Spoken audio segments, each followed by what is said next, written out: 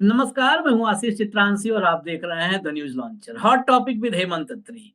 आज थोड़ी विशेष वजहों से मुझे फिर आना पड़ा है, हमारी एंकर को रेस्ट देना पड़ा है। हेमंत अत्री जी को जोड़ लीजिए क्योंकि मुद्दा बड़ा विशेष है, ये बहुत खास मुद्दा है। दरअसल जैसे एक बैटरी है राजीव कुमार के पास, डिस्चार्ज नहीं होती, वैसे ही मोदी जी के पास भी एक सेल है। सेल इनका भी नहीं डिस्चार्ज होता। एक सेल मोदी के पास है, आईटी सेल। वो भी परमानेंट चार्ज रहती है झूठ से, प्रोपेगेंडा से। उसके चार्जिंग पॉइंट के लिए बिजली नहीं चाहिए, झूठ, प्रोपेगेंडा और फुल चार्ज।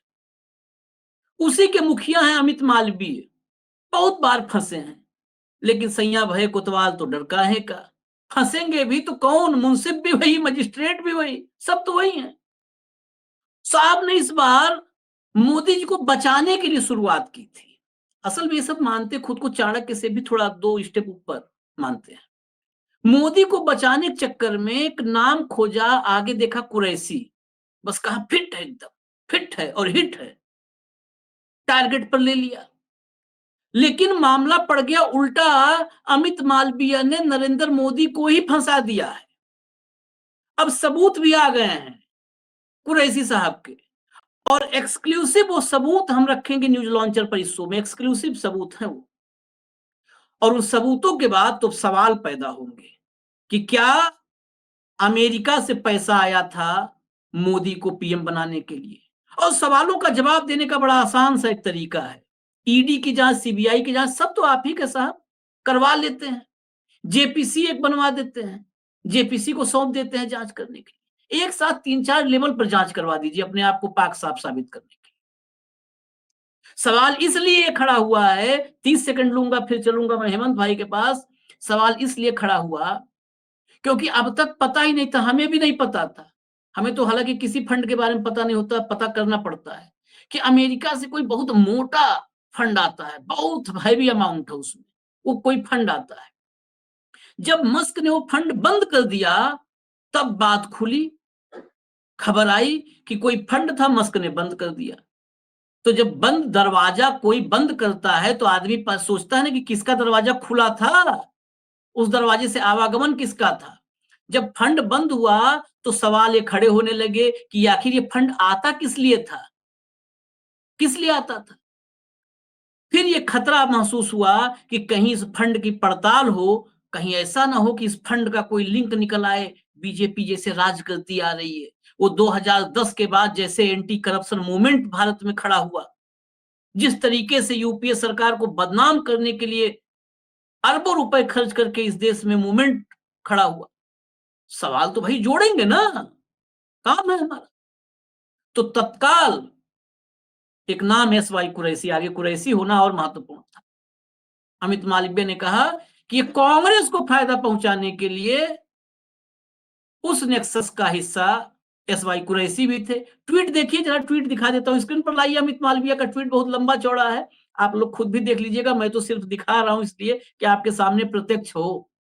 ये प्रत्यक्ष है अमित मालवीय का ट्वीट। आप देखिए इसमें सेकंड पैराग्राफ में, इन 2012 under the leadership of S.Y. Qureshi, the Election Commission signed an MOU with the International Foundation for Electoral System, an organization linked to George Soros Open Society Foundation, which is primarily funded by USAID। हटा दीजिए, पूरा बहुत लंबा चौड़ा है, इसको पढ़ने की जरूरत नहीं है। इसके बाद एस वाई कुरैशी ने ट्वीट्स की झड़ी लगा दी, एक के बाद एक। चलाइए, एस वाई कुरैशी के ट्वीट्स को पढ़ने के लिए आज हमें मोदी स्टाइल में पढ़ना पड़ेगा, नीचे से ऊपर, ऐसे गर्दन करके। वो अद्भुत तरीका है, आज हम ट्राई करते हैं। मैं पढ़ देता हूँ। हाँ पढ़ दो, पढ़ दो।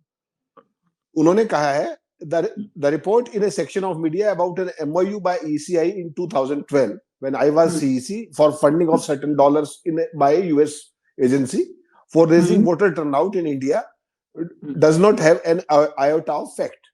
Yes, there was an MOU with IFES in 2012 when I was CEC, like we had with many other agencies and election management bodies, to facilitate training for desirous countries at ECI's Training and Resource Center, IAIDEM, which was a very new at that stage. ये number 2 tweet है। फिर तीसरे में वो कहते हैं there was no financing or even promise of finance involved in MOU. There was no financing, no promise in MOU. Forget X or Y amount. The MOU in fact made it clear in black and white that there would not be financial and legal obligations of any kind on either side. Categorically likhte hain. Then he says this stipulation was made by two different places to leave no scope for any ambiguity. Any mention of any funds in connection with this MOU is completely false and malicious. He is using the word false and malicious. SY Qureshi, ये लिखा है उन्होंने. हटा दीजिए control room. अब important है कि जो एसवाई कुरैशी ने कहा कि इस एमओयू में कोई फिनेंशियल सपोर्ट जैसी कोई बात नहीं थी. अब वो सबूत रखने का वक्त है. सबूत में मैं पहले कर रहा हूं, उसको हम हाईलाइट किए हुए हैं, थोड़ा बड़ा करने की कोशिश कर रहे हैं, लेकिन हेमंत भाई पढ़ देंगे उसको. दिखाइए जरा, चार पन्नों का एमओयू है. पूरे 4 पन्ने हमारे पास है, ऐसा नहीं कि हम 20 से निकाल के दिखा रहे हैं. ये पहला पन्ना है. चलाना शुरू करिए, स्क्रॉल करिए. पहला पन्ना आप देखते जाइए. इस पहले पन्ने में कुछ भी वो फिनेंशियल कोई बॉन्डिंग जैसा कुछ है ही नहीं है तथ्य. सेकंड पेज पे अभी, क्योंकि हम लोगों ने पूरा पढ़ा है, सेकंड पेज पर आपको मिलेगा वो सेकंड पेज. अब ये आ गया सेकंड पेज. देखिए सेकंड पेज, ये देखिए आया. जरा इसको हेमंत जी पढ़िएगा. इसमें लिखा है the MOU is not intended to create any financial obligation or legal obligations under international law. कोई भी फाइनेंशियल ऑब्लिगेशन किसी की तरफ भी नहीं है किसी भी अंतरराष्ट्रीय कानून के तहत. ये स्पष्ट लिखा हुआ है पैरा 1.4 में. देखिए, जिस एमओयू की बात की अमित मालवीय ने, वो एमओयू आपके सामने है. वो एमओयू आपके सामने है और इसमें साफ लिखा है. उसके बाद पेज नंबर 3 में कुछ नहीं है. 4 नंबर पेज पे आइएगा कंट्रोल रूम. 4 पर ये चलने दीजिए. 4 पे आ जाइए. 4 पर प्ले कीजिए. उसको जो हाईलाइट आपने किया है उसको एक बार पढ़वाइए. हाँ हेमंत भाई, इसमें वही बात लिखी है. Nothing in MOU shall a financial or legal binding commitment by the parties by the parties. ये पोर्शन है. हाँ, इतना. नथिंग इन एमओयू साफ साफ लिखा है. सेल कंस्टिट्यूट है. हाँ, a financial or legal binding commitment by the parties. बिल्कुल साफ कर दिया. अब बताइए हेमंत जी, ये मामला बयाना कितना उल्टा हो गया. ये बयाना उल्टा कहते हैं हम लोग, क्या कहावत की बयाना उल्टा हो गया. बयाना उल्टा हो गया क्या? ये सिर मुंडाते ही ओले पड़े वाली बात आपने सुनी होगी. ये कहावत है, ये वही हुआ है. कई बार क्या होता है कि जब आपको किसी मुद्दे की समझ नहीं होती और आप अंग्रेजी में कहते हैं you are jumping the gun, तो ये अमित मालवीय महोदय ने वही कर दिया. हुआ क्या है एक्चुअली, इसमें बड़ी इंटरेस्टिंग कहानी है. दर्शकों को बड़ा खोल के बताना चाहिए. ये उस दौर की बात है जब मैं स्पेशल कॉरेस्पॉन्डेंट होता था और मैं इलेक्शन कमीशन कवर करता था. ये एमओयू तब साइन हुआ था. आईआईडीएम के अंदर हुआ था. कुरैशी भी थे वहां, भी संपत भी थे जो इलेक्शन कमिश्नर थे. वो सारा, ये कहानी कहां से शुरू होती है, बड़ा इंटरेस्टिंग है. दर्शक भी हैरान रह जाएंगे कि ये देश का शासन किन लोगों को सौंप दिया उन्होंने. सुनिएगा जरा, बड़ा इंटरेस्टिंग. ये जो यूएस एड संस्था थी, यूएस एड संस्था, इसको 4 दिन पहले कोई नहीं जानता था. इस पर किस तरीके का कोई विवाद नहीं था, कोई कहानी नहीं थी. 4 दिन पहले वो जो उनके जो है ना, डोनाल्ड ट्रंप का भी एक अडानी है, उसका नाम है एलन मस्क. उस भाई ने यूएस एड को दी जाने वाली सारी फाइनेंशियल एड रोक दी. ठीक, तो उसके बाद एलन मस्क तो इनका मित्र है. क्यों? क्योंकि वो ट्रंप का मित्र है. और ट्रंप किसके मित्र है वो मुझे आपको बताने की जरूरत नहीं. तो उस भाई साहब ने एक ऑर्डर निकाला और उसमें उसने कहा कि जो डीओजीई है अमेरिका का, जिसके बॉस ट्रंप ये अपने एलन मस्क है, डिपार्टमेंट ऑफ गवर्नमेंट एफिशिएंसी, डीओजीई, ठीक, उसने 15 प्रोजेक्ट पूरी दुनिया में बंद कर दिए. 15 प्रोजेक्ट. और वो प्रोजेक्ट 4200 करोड़ रुपए के हैं जो अमेरिकी सरकार देती थी. साफ लिखा है कि अमेरिकी सरकार 4200 करोड़ रुपए के जो प्रोजेक्ट देती थी, 15, उनको बंद किया जाता है. और उसमें एक नाम इंडिया का भी था, 182 करोड़. यूएस एड, अमेरिका सरकार. इसमें जॉर्ज सोरोस कहां से आया बताइएगा मुझे. अमेरिकी सरकार का पैसा है, जॉर्ज सोरोस का पैसा. मुझे थोड़ा सा इसको समझाने दीजिए दर्शकों को, मजा आएगा आपको. पैसा जॉर्ज सोरोस का अगर है तो क्या उसको रोक सकते हैं एलन मस्क? वो तो प्राइवेट पैसा है। हाँ हाँ यूएस एड का पैसा जो इन्होंने बंद किया डीओजी ने, उसमें जो पैसे सारे देते थे 42 प्रोजेक्ट के लिए, वो 15 प्रोजेक्ट के लिए, उसमें 4200 करोड़ रुपया जाता था। उसमें एक खाता मिला हिंदुस्तान का 182 करोड़, ठीक, उसको उन्होंने बंद कर दिया, ठीक बात। उसमें जॉर्ज सोरोस कैसे आया, पहली बात, ठीक। दूसरा, आपने दूध का दूध पानी का पानी कर दिया, आपने वो एमओयू दिखा दिया, आपने एसवाई कुरैशी दिखा दिया, क्या कि उसके अंदर एक नए पैसे का कोई मेंशन किसी भी रूप में, ना लेने का ना देने का, ना कोई उसके प्रावधान का कोई जिक्र है। उसमें स्पेसिफिकली लिखा गया है, it does not have, MOU does not have any financial and legal complication on both the parties. ना यानी कि ना आपको देना है ना मुझे लेना है, ठीक। इन भाई साहब को मिल गया उसमें नाम एसवाई कुरैशी का, तो बस मौज आ गई फिर तो। ये जो एमओयू साइन हुआ था आशीष भाई, ये साइन हुआ था 17 मई 2012 को, ठीक। इस पे साइन थे अपने हिंदुस्तान के इलेक्शन कमीशन ऑफ इंडिया के, और दूसरा था international foundation for electronic systems, Washington DC की एनजीओ है। इसमें जॉर्ज सोरोस कहां से आया? क्योंकि कुरैशी का नाम था तो इनको लगा इससे बढ़िया कोई मौका नहीं, ठीक। अब कुरैशी जो है, जहां तक मुझे याद है, अगर मैं गलत नहीं हूं, तो 10 जून 2012 को रिटायर हो गए थे। तो 17 मई को फैसला हुआ, एमओयू साइन हुआ, और 23 दिन के अंदर कुरैशी क्या कर लेगा या कोई भी क्या कर लेगा, जब उसमें कोई फाइनेंशियल इंप्लीकेशन ही नहीं, ठीक। तो पहली बात तो कुरैशी को गलत लपेटा किसी कारण से, वो आप कारण समझते हैं, अल्पसंख्यक, और पूरा खेल जॉर्ज सोरोस, बड़े बड़े नाम। और हकीकत क्या है कि ये 182 करोड़ आए कब, किसके टाइम में आए, ये तो अब अमित मालवीय को बताना पड़ेगा, क्योंकि उस एमओयू में तो जिक्र है नहीं। उसमें जॉर्ज सोरोस कैसे इन्वॉल्व है, ये भी अमित मालवीय को बताना पड़ेगा। और आपने बिल्कुल ठीक कहा, ये फंसा दिया, ये केवल मोदी को नहीं फंसा दिया, गलत सोच रहे हम, ये कहीं सुनील अरोड़ा और राजीव कुमार को तो नहीं फंसा दिया। भाई 182 करोड़ का जिक्र तो आया है, कौन कर रहा है? बीजेपी की आईटी सेल का व्यक्ति, उसके अंदर 21 मिलियन डॉलर की बात हो रही है। पैसा तो आया होगा, ऐसा तो आपने, भाई फाइनेंसिंग तभी बंद करोगे आप जब आपको जारी हो। दूसरा, अमित मालवीय को ये भूल गए शायद कि 2014 से वो सत्ता में थे और आज भी सत्ता में है, 2025 आ गया। अगर ये पैसा जॉर्ज सोरोस का था और इसको कांग्रेस यूज कर रही थी, तुमने रोका क्यों नहीं? इमीडिएटली बैन करते, इसकी जांच करवा देते, वो तो नहीं करवाया। कुरैशी का नाम देखा, अमेरिकन फंडिंग का नाम देखा, इलेक्शन का नाम देखा, बात मौज आ गई, जो मर्जी आए बक दीजिए, सारा इकोसिस्टम चलाएगा उसको। अब फंसे कहां कि क्या ये 182 करोड़ आया था? आया था तो इसका प्रयोग कैसे हुआ, किसने किया? सुनील अरोड़ा ने किया, राजीव कुमार ने किया, मोदी जी ने किया, ये पैसा कहां गया?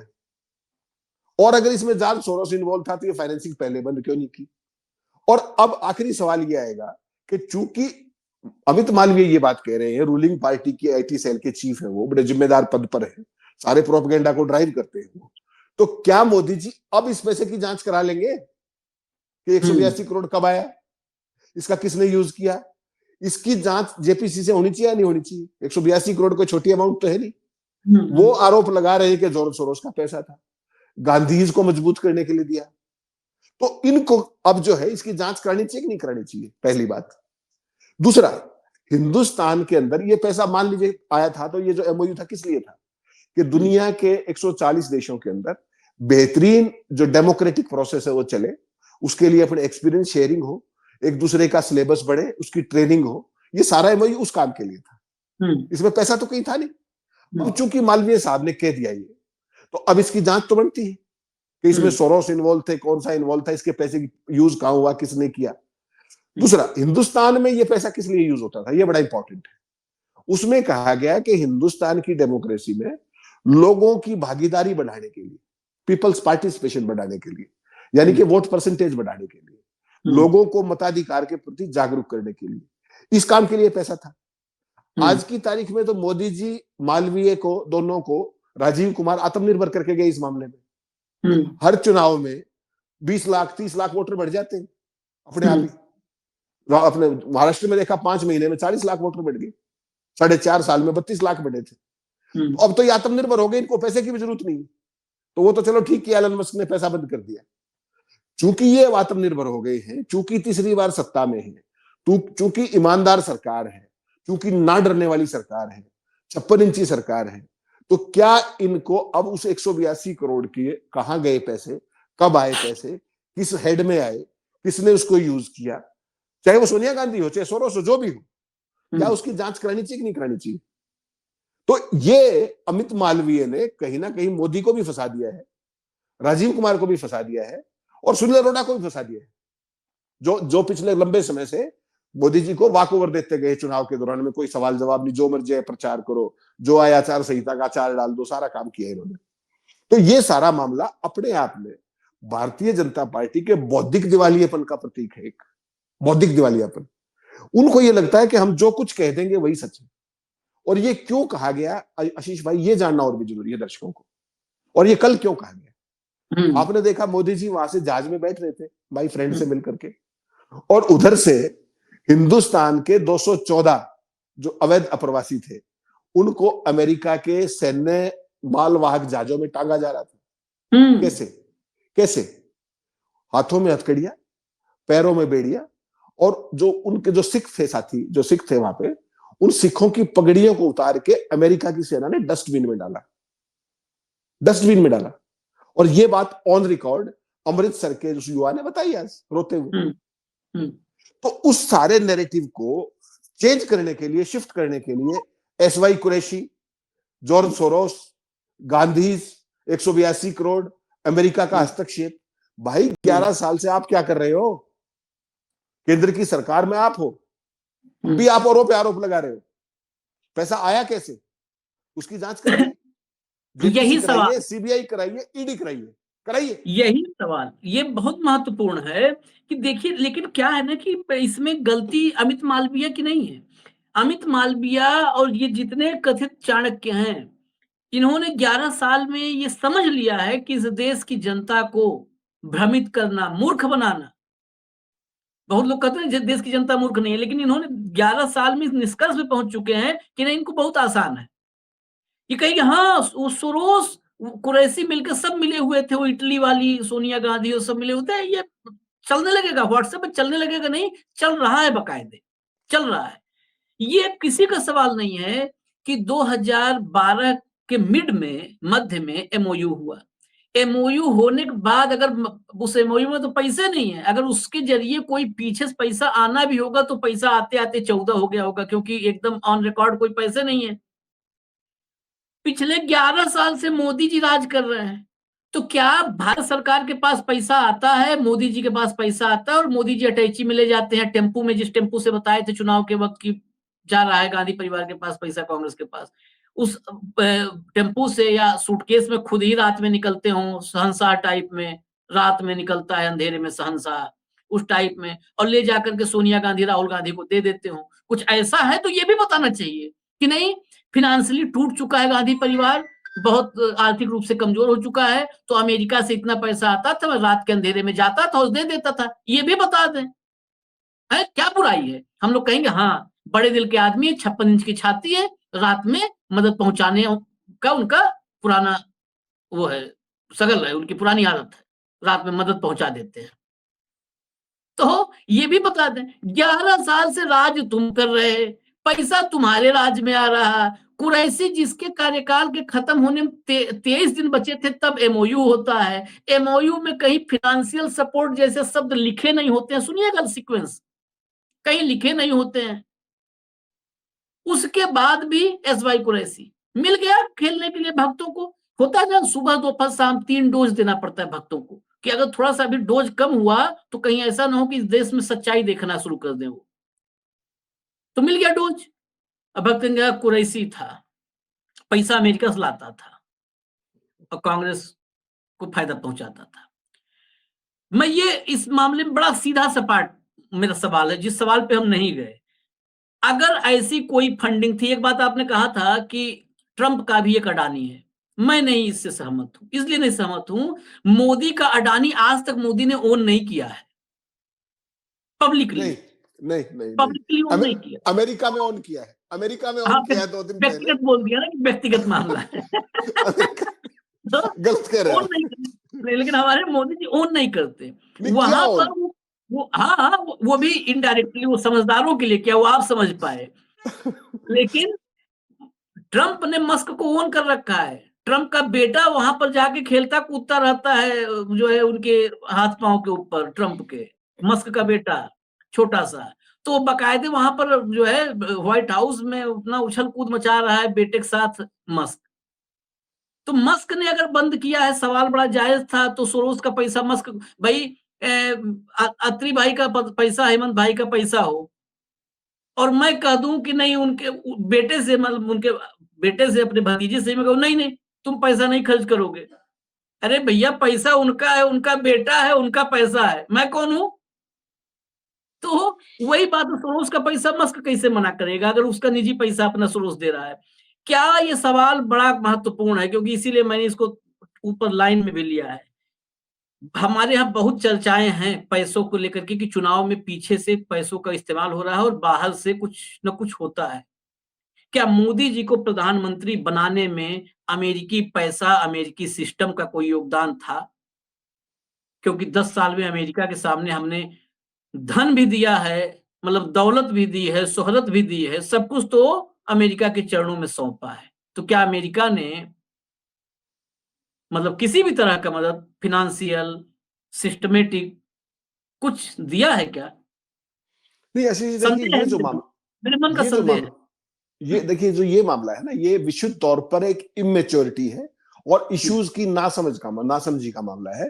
कि किसी भी तरीके से जो आपके फेवरेट सब्जेक्ट है, फेवरेट सब्जेक्ट क्या क्या है? नंबर 1 मुस्लिम, नंबर 2 गांधी, और नंबर 3 जॉर्ज सोरोस। एक नेशनल और इंटरनेशनल पूरे की पूरी एक चेन बनती है। तो इन्होंने वो एमओयू तो पढ़ा नहीं था, इनके पास वो होगा, इनको किसी ने कान में फूंक मारी, ये शुरू हो गए, इन्होंने ट्वीट दे मारे। अब इनको वहां से निकलना हो जाएगा मुश्किल।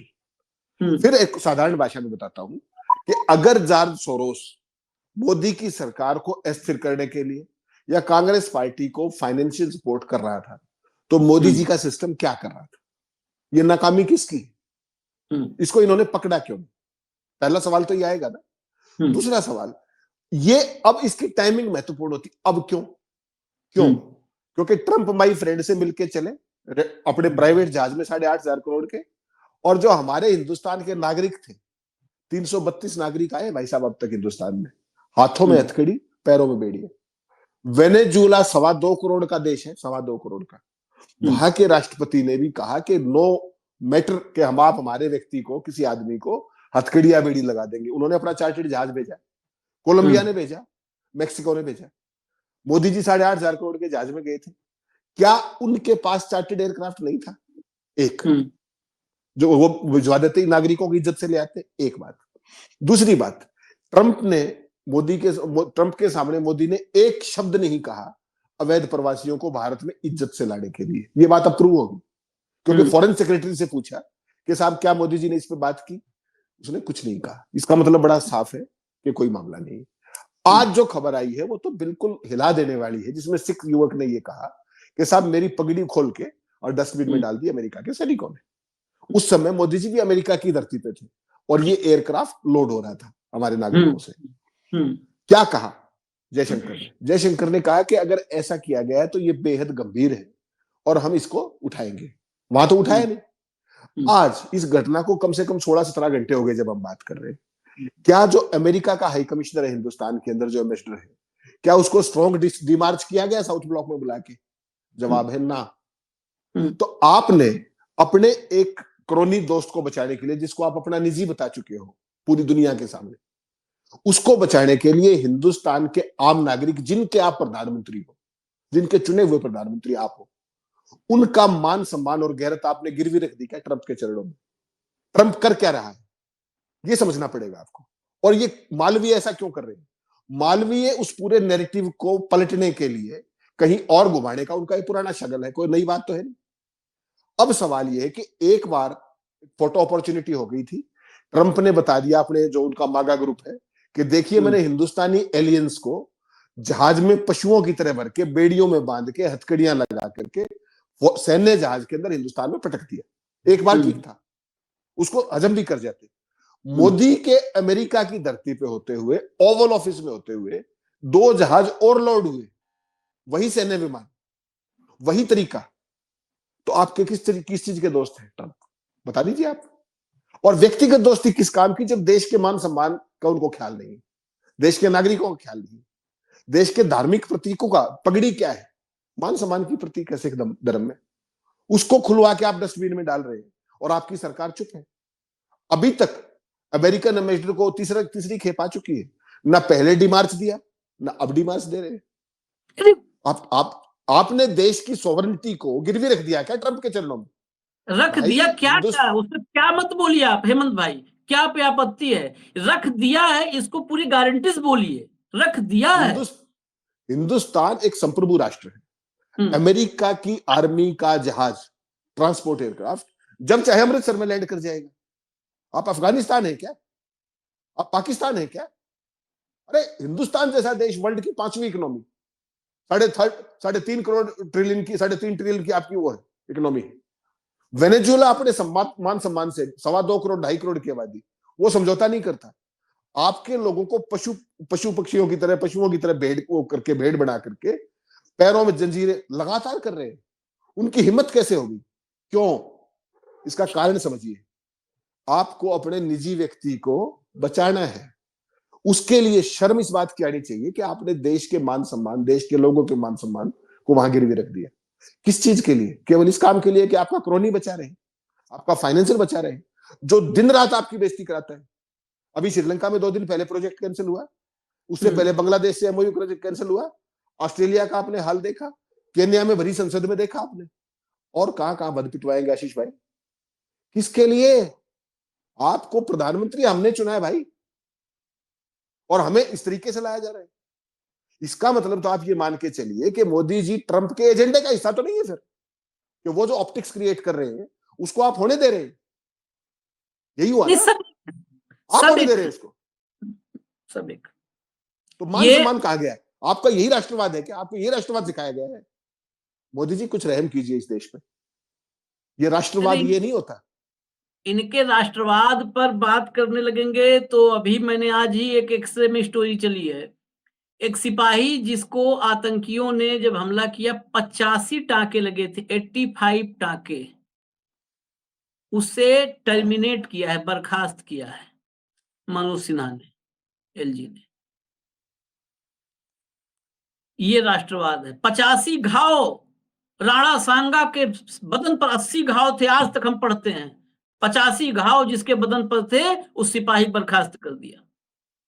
राष्ट्रवाद के नमूने तो इतने हैं। और रही बात, एक और बता दूं आपको, 1965 की लड़ाई भारत पाकिस्तान की जो हुई थी, उसमें परमवीर चक्र विजेता थे अब्दुल हामिद, याद होगा आपको, परमवीर चक्र विजेता, उनके नाम पर अब्दुल हामिद साहब पूरे लड़ाई के दौरान पाकिस्तान के 90 टैंक खत्म किए थे भारत में। उनमें से 1 दर्जन अकेले अब्दुल हामिद ने किए थे, 1 दर्जन। तब उनको परमवीर चक्र दिया गया था। और उनके नाम से उत्तर प्रदेश के गाजीपुर में एक स्कूल था, गांव में, वहीं के रहने वाले थे अब्दुल हमीद, वीर अब्दुल हमीद। अब्दुल हमीद का नाम कभी अब्दुल हमीद लिया ही नहीं जाता। उनके नाम के पहले जैसे कुछ लोगों के लिए है कुछ उपाधि विभूषण, वैसे ही उनको वीर, हमेशा वीर अब्दुल हमीद ही बोलते हैं, वीर अब्दुल हमीद। तो उनके नाम से गाजीपुर में स्कूल था, उस स्कूल का नाम बदल दिया इन लोगों ने कल। स्कूल का नाम बदल दिया, क्यों? क्योंकि अब्दुल हमीद, आप समझ जाइए क्या थे, इस निकृष्टतम दर्जे, परमवीर चक्र विजेता, देश का हाईएस्ट ऑनर, वार टाइम का हाईएस्ट ऑनर है, उस स्कूल का नाम बदल दिया, पीएम के नाम से कर दिया। सोच के देखें आप, ये पूरा देश खाली हो गया क्या? यहां पर लाखों स्कूल नहीं है क्या? उसी स्कूल का नाम बदलना था, और उसी में भी वीर अब्दुल हमीद के बाद पीएम श्री कर देते, क्या आग लगी थी?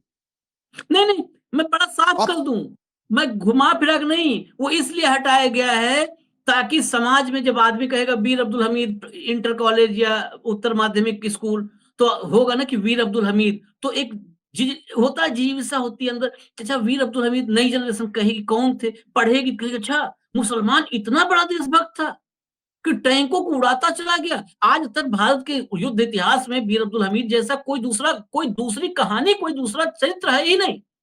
तो वो पढ़ेगा, जब पढ़ेगा तो फिर फिर आगे भविष्य जो 500 साल राज करना है वो कैसे राज करेगा? फिर पढ़ेगा, जान जाएगा युवा देश का कि अरे ये सब तो फर्जी राष्ट्रवादी हैं, फर्जी हैं सब, ये जान जाएगा युवा। आपको बताऊं एक खबर और,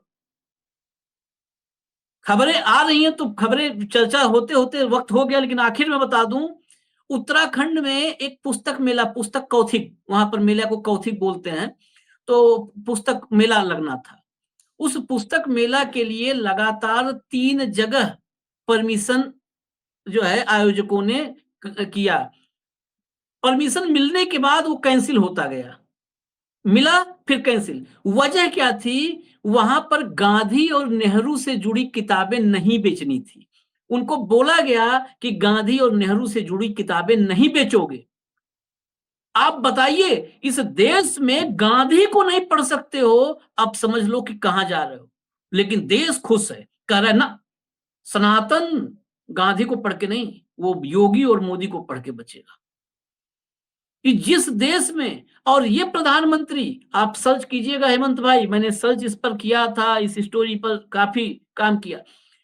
जब मैंने सर्च किया गांधी के अनुयायी मोदी, तो आया बहुत सारे ऐसे पोर्टल के आर्टिकल्स आए, हेडलाइंस आई कि मोदी दुनिया भर में गांधी के विचारों के सच्चे अगर प्रसारक हैं, फैला रहे हैं पूरी दुनिया में, तो गांधी हैं। दुनिया में गांधी के विचार फैलाने, ढकोसला, आडंबर, फरेब, फ्रॉड, अपने देश में गांधी की किताब न कोई पढ़ ले, इससे डर। इससे बड़ा दोहरा चरित्र, डुअल फेस, देसी में दोगलापन हो ही नहीं सकता। बस सवाल यह है कि ये दोगलापन लाते कहां से हो? मैन्युफैक्चरर और सप्लायर जरा हमें भी बताओ। इजाजत दीजिए, कल शाम फिर मिलेंगे हेमंत भाई के साथ। कार्यक्रम यही होगा, हॉट टॉपिक विद हेमंत अत्री। नमस्कार।